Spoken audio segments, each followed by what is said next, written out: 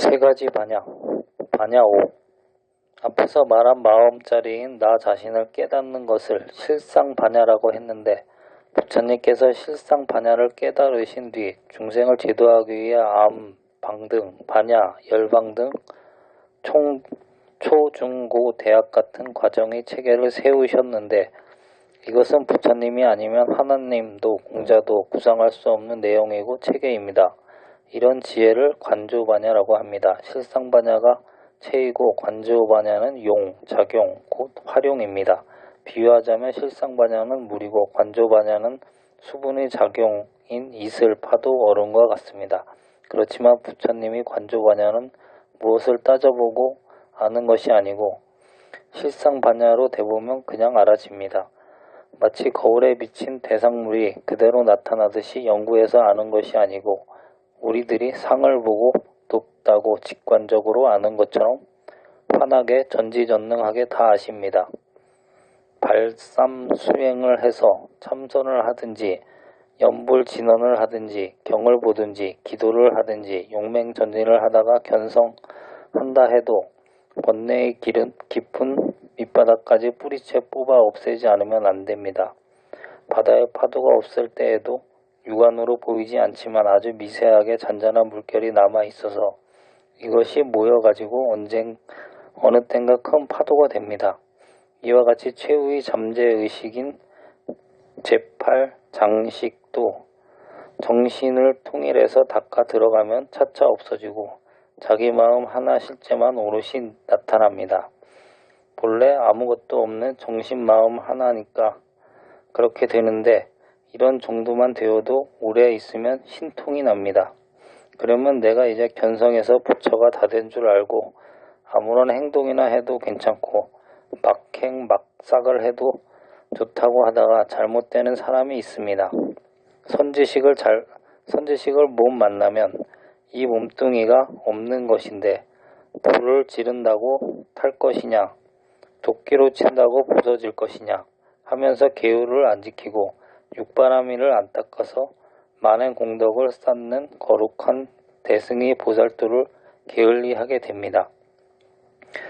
경을 자세히 공부하지 못한 무식한 사람들이 참선하다 이렇게 잘못되면 그 사람 말을 막을 수 없게 됩니다. 마음이 영특해져서 한마디 들으면 열백을 알기는 하는데 자기가 부처가 다 된 줄 아는 고집이 생겨서 남의 말을 귀담아 들으려고 하지 않기 때문에 큰 도인을 못 만나면 잘못되기 쉽습니다. 그래서 능영공 같은 데는 이런 잘못을 경계하는 부처님의 말씀이 자세히 기록되어 있습니다. 그러므로 반야에도 젖먹이 아기 정도의 반야가 있고 유치원 정도의 반야, 국민학교, 중학교 정도의 반야, 대학교 석사, 박사 정도의 반야가 있어서 견성을 해서 반야가 열렸다 해도 번뇌의 깊은 뿌리까지 뽑혀진 완전 무결한 실상 반야의 경계를 참선하기 전에 다 배워야 합니다. 부처님께서 이런 반야를 중생에게 정도에 맞추어 체계적으로 가르쳐 주시기 위해 8만 대장경을 자세히 말씀해 주셨고 600부의 대반야경을 말씀해 주셨던 것입니다.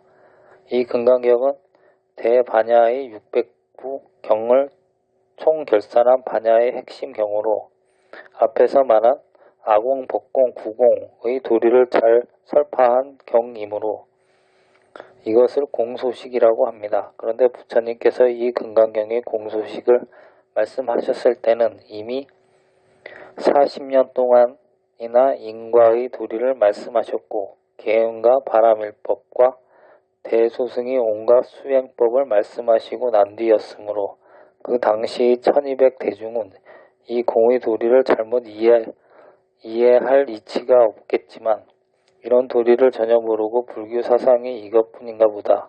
이만하면 부처가 다 된 것이로구나 하며 구경각에 도달하지 못했으면서 굵은 번뇌 망상만 없어진 것을 가지고 다 된 줄 잘못 알고 망심하여 마음을 풀어서 술 고기 먹고 오입하고 아무렇게나 행동하다 보면 깊은 잠재의식 속에 미세한 허물이 차차 도로 일어나서 마지막에는 태산을 무너뜨릴 큰 파도로 됩니다.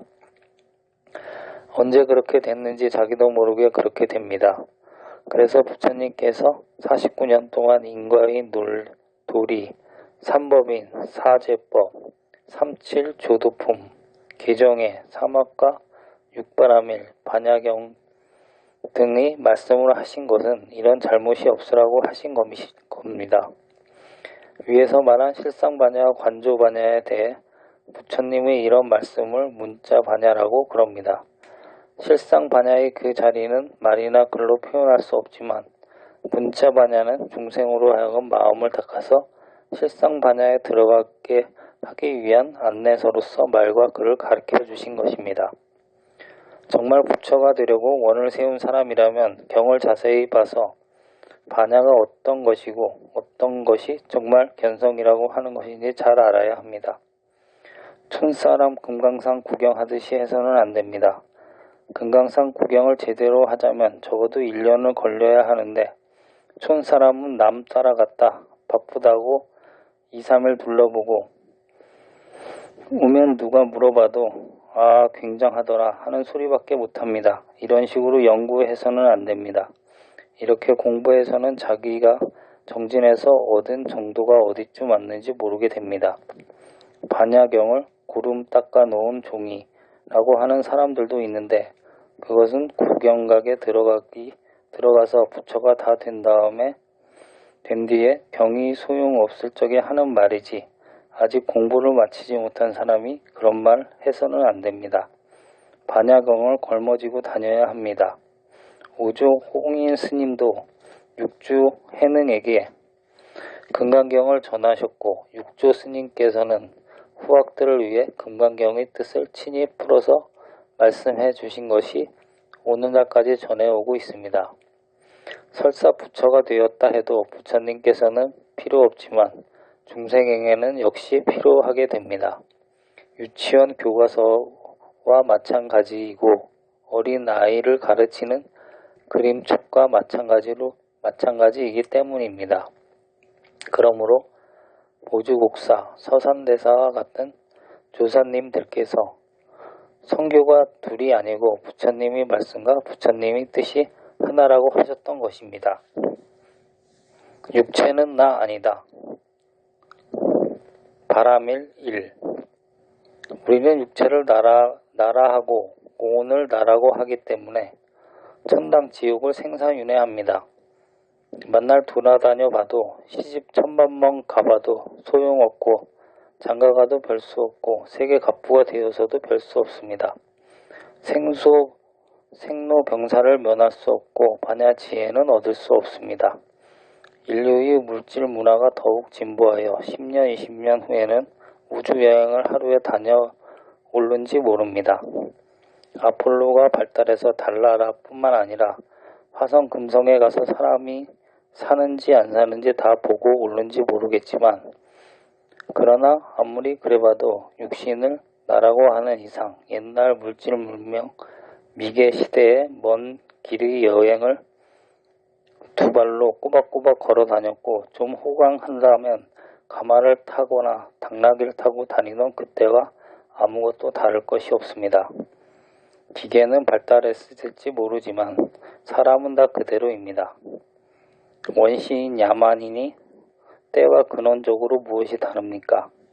사람이 만물의 영장이라고 하지만 그때도 밥 먹고 지금도 밥 먹고 밥 먹으면 똥 싸고 오줌 누워야 하고 밤에 자야 하고 그 밖에 무엇이 또 다른 게 있습니까? 인간 자체는 아무것도 진보된 게 없고 다만 물질 문명과 악한 수단, 남을 한 사람이라도 더 많이 일시에 죽일 수 있는 무기가 발달했을 뿐입니다. 공산주의도 그렇고 자본주의도 그렇고 예순이 공자니 어떤 종교도 저만 옳다고 자기 중심으로만 살려는 것밖에 안 됩니다. 그러니 세상에 전쟁이 없을 수 없고 이 혼란을 벗어날 도리가 없습니다.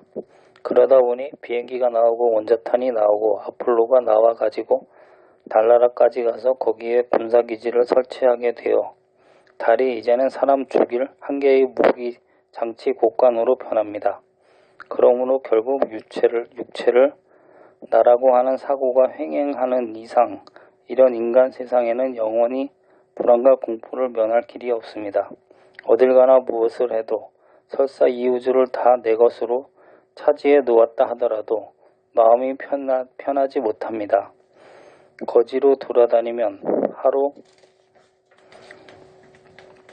참으로 긴 것 같고 오래 산 것 같지만 돈이 좀 많거나 권리가 높아지면 하루가 1년같이 지나갑니다. 이런 것은 다 육체가 나라는 유물적 사조에 의해 인생관에 얽매여 살기 때문인데 이 사상은 인류가 저희끼리 서로 잡아주고요 전멸하게 하는 화의 근원이 됩니다. 내가 늘 하는 말인데 미국이 세계 제일 잘 산다, 부자다 하지만 그 나라의 제일 부잣집 아들, 딸들이 요새 어떻게 되어가고 있습니까? 인물도 다 잘나고 재주도 천재이며 모자란 것이 하나도 없는 청소년들이 히피가 되어가고 있습니다. 인간 사회의 모든 것이 부조리이고 허무이고 뚜렷한 인간의 목표가 없지 않느냐. 도대체 나라 무엇이 어떻게 된 것인가? 삶이란 무엇인가? 자아 상실, 윤리 기준의 상실, 생의 의의에 대한 욕구 불만 등으로 몸부림치는 그들입니다. 잘 먹고 잘 입고 욕망을 채우면 인생은 행복하다는 수박 겉핥기식의 피상적인 인생관으로서는 이미 이들이 허탈을 해결해 줄 수 없게 되었습니다. 그리하여 병적으로 난동을 부리다시피 하니 미국의 앞날이 걱정입니다. 이들은 전쟁도 반대하고 삶에 대한 애착도 집착한 것 같지 않습니다. 전쟁한다고 이익될 것이 뭔가? 전쟁에 죽은 사람만 원통하다. 전쟁에 희생당하고 나면 엉뚱하게 딴 놈이 호강한다. 결국 인생은 부재다. 무엇 하는 것이 나인지 모르겠다. 이런 등이 실망에 떨어진 것입니다. 그래도 죽기는 싫어서 자살은 못합니다. 환각제를 먹든지 술이나 마시든지 아편을 맞든지 하여 송장처럼 쓰러져 갑니다. 희망도 없는 내일이지만 그래도 또 만나보고 싶고 죽기는 싫다는 것입니다. 그런데 덴마크 총각 처녀들은 자살까지 한다고 합니다. 도의적인 구속도 없고 성도 개방했고 음식도 마음대로 먹고 그야말로 지상의 극락세계이고 천당입니다. 그런데 이상하게 많은 청년들이 자살을 한다는 것입니다. 먹고 배설하고 죽는 것보다 좀 통쾌하게 죽자 해서 오토바이를 타고 가다, 수직길이 되는 낭떠러지로 떨어져 죽고 택시를 타고 가다, 강이나 바다에 떨어져 물이나 꼴딱꼴딱 먹다 죽자, 그래봤자 하나도 억울할 게 없다는 것입니다. 그러니 유물사상으로서는 아무리 고도로 진보해봤자 먹고 똥 싸는 것밖에 인간을 만족시킬 만한 이상이 없습니다. 결국 자살하는 길밖에 없습니다. 영혼을 부정하는 인간의 말로는 결국 비참하게 끝납니다. 그 중에는 머리는 좋은데 나쁜 사람들이 인간 사회를 한 개의 도박장으로 만들어갑니다. 머리가 우수한 권력자들은 강력한 조직을 가지고 전 국민이 한 사람도 반대를 못하고 최후의 1인까지 싸우게 만듭니다. 뒤에서 후령 한마디 하면 전쟁에 나가 죽으라면 죽습니다. 말 안 들으면 당장 죽겠으니 적을 만나는 동안만이라도 살아있고 싶어서입니다. 생의 애착이란 이런 것입니다. 그런데 자살이 부쩍 늘어난다면 정말 이것은 생의 애착도 없어진 상태입니다. 100년 다 살아봐도 아무것도 아니다. 금방 죽어도 아깝지 않다. 아무것도 하고 싶지 않다. 인간이 여기까지 가면 다 끝난 것입니다. 물론 이것이 소수의 하나는 일이고 전부는 아니지만 인생의 근본 문제를 해결해주지 못한다는 점에서 더욱 중요합니다.